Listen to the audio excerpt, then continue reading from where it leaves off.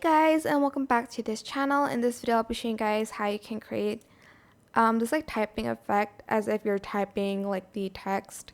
So select default text and I'm just going to I'm just going to type the word typing, and make sure that the background is kind of like darker than your text so you can see it. Then you're just going to simply select animation, go to in and select typewriter, not type, but just typewriter.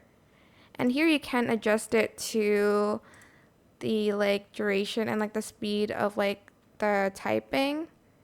You can also add in like a sound effect. This one has like typing sound effects. I like favorited it, but you can search it up here. That's it. I hope this tutorial was helpful for you guys. Don't forget to like, comment, share, and also subscribe to this channel if you haven't done that already. If you have any questions, just leave it in the comment section down below, and I will try my best to answer them all for you guys. If you found this video helpful, please click the thanks button above the description box down below. Thank you so much for watching. Bye.